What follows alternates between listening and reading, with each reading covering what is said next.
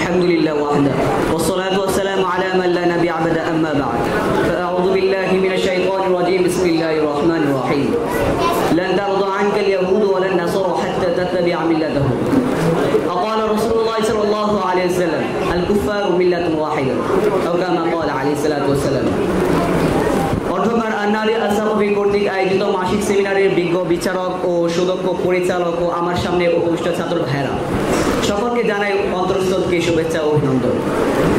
আন্নারি আসাবের মধ্যে অনেকগুলো বিষয় নির্ধারণ করে দিয়েছে, আর সেখান থেকে আমি আমার বিষয়বস্তু নির্ধারণ করে নিয়েছি ইহুদি ও মুসলমানদের শত্রুতা ইহুদ ও হিন্দুত্ববাদ, আর এই বিষয়ে কিছু আলোচনা করবো ইনশাআল্লাহ। প্রিয় উপস্থিতি, ইহুদি যারা আমাদের নতুন কিংবা পুরাতন কিংবা আমাদের আজকের শত্রু নয়, ইহুদিরা হলো আমাদের পূর্বেকার শত্রু।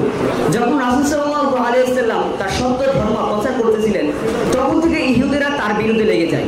তখন থেকে তারা চায় যে এই সত্য ধর্মকে নিশ্চিহ্ন করে দিতে পৃথিবী থেকে। তারা তখন থেকে ষড়যন্ত্র করতে থাকে এই ইসলামের বিরুদ্ধে। তারা রাসূল সাল্লাল্লাহু আলাইহি ওয়াসাল্লামকে কত নির্যাতন করেছে তা বলার বাহিরে। কতবার চেয়েছে রাসূল সাল্লাল্লাহু আলাইহি ওয়াসাল্লামকে হত্যা করতে, শুধু তাই নয়, শত শত সাহাবাদেরকে তারা হত্যা করেছে। তাই আল্লাহ রাসূল তাদেরকে উপহার দিয়েছিল যে তারা হলো পৃথিবীর সর্বনিকৃষ্ট জাতি। ইহুদিরা হলো সর্বনিকৃষ্ট জাতি পৃথিবীর মধ্যে। আর সেই ইহুদি আজকেও আমাদের বিরুদ্ধে, ইসলামের বিরুদ্ধে ষড়যন্ত্র করে আসছে। পুরো পৃথিবীর মধ্যে তাদের ষড়যন্ত্র জাল বিছিয়ে দিয়েছে। প্রত্যেকটা জায়গায় তাদের জাল, যেখানে যাও তাদের জাল পাবে। শুধু তাই নয়, আমাদেরকে প্রত্যেকটা মুসলিম বিশ্বের মধ্যে প্রত্যেক মুসলিম নির্যাতিত, শুধু আফগানিস্তান ব্যতীত প্রত্যেকটা মুসলমানের উপর নির্যাতন করা হচ্ছে, আমাদের উপর নির্যাতন করা হচ্ছে ইহুদিদের ষড়যন্ত্রের মাধ্যমে। আজকে আমরা বাংলাদেশে থাকি, আমাদের বলতে পারি না যে আমাদের উপর কখন নির্যাতন করা হচ্ছে। এখন নির্যাতন দুই প্রকার হয়ে থাকে। একটা প্রকার নির্যাতন হলো যে প্রহারে নির্যাতন, আরেকটা হলো ধর্মের উপর নির্যাতন। আমরা যে নির্যাতনের মধ্যে আছি সেটা হলো ধর্মের উপর নির্যাতন। অর্থাৎ আমাদের বাংলাদেশে একটি কুফরতন্ত্র প্রথা চালু আছে, যাকে বলে আমরা গণতন্ত্র। সেটা বাস্তবভাবে কুফরি। আর সে বলে কি যে মদ খাওয়া হারাম, আর আল্লাহ তাআলা বলে মদ খাওয়া হারাম। সে বলে মদ খাওয়া জায়েজ, হালাল। আল্লাহ তাআলা বলে জিনা করা হারাম, গণতন্ত্র বলে জিনা করা জায়েজ। আল্লাহ তাআলা বলেন যে পর্দা করা ফরজ, আর তারা বলে গণতন্ত্র বলে যে পর্দা করা জায়েজ, এই নাজায়েজ। কত বলবে গণতন্ত্র আল্লাহ তাআলা বিরুদ্ধে লেগে গেছে। অর্থাৎ এই তন্ত্রমন্ত্র দিয়ে পুরো পৃথিবীর প্রত্যেকটা দেশ ভরপুর হয়ে আছে, শুধু আফগানিস্তান ব্যতীত। প্রত্যেকটা দেশের মধ্যে তন্ত্রমন্ত্র চালু আছে, কালো ষড়যন্ত্র চালু আছে।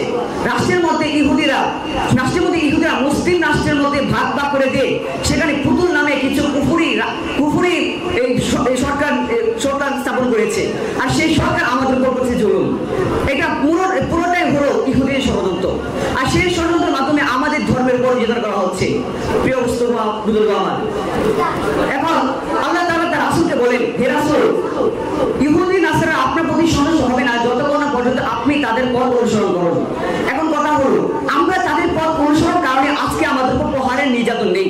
আর যদি আমরা এখন তাদের বিরুদ্ধে কথা বলি, গণতন্ত্রের বিরুদ্ধে কথা বলি, এমনকি তাদের প্রত্যেকটা ষড়যন্ত্রের বিরুদ্ধে কথা বলি, তখনই আমাকে এই পৃথিবীতে বেঁচে থাকার কোনো অধিকার থাকবে না, আমাকে এই দুনিয়াতে বেঁচে থাকার কোনো অধিকার থাকবে না।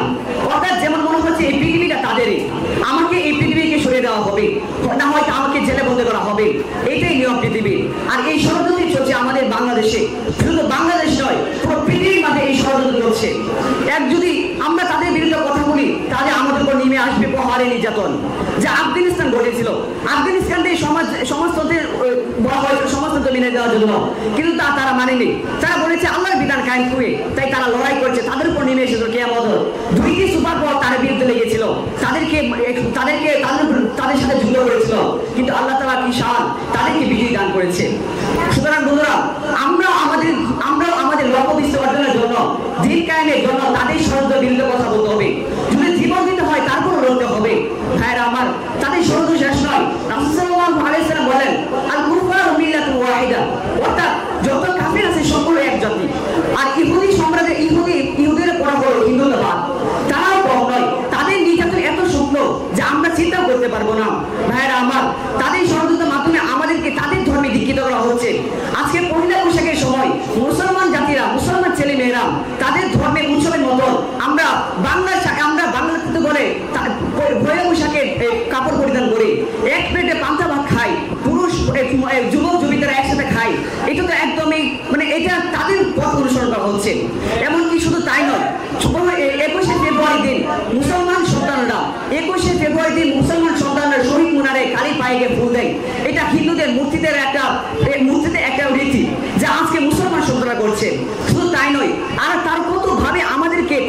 দীক্ষিত করা হচ্ছে।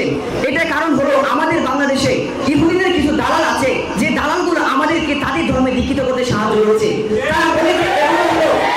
তারা বলে এগুলি হলো বাংলা দিক্ষ, অর্থাৎ ঐতিহাসিক বাংলার বিষয়টি। এটা আগে না বলে বাংলায় তো বোঝা যায় না।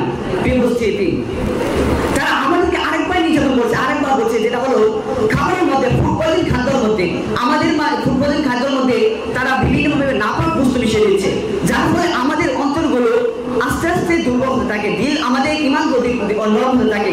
তাই তো আজকে গ্রামাঞ্চলের মসজিদের মধ্যে মুসল্লি হয় 3 থেকে 4 জন 5 জন,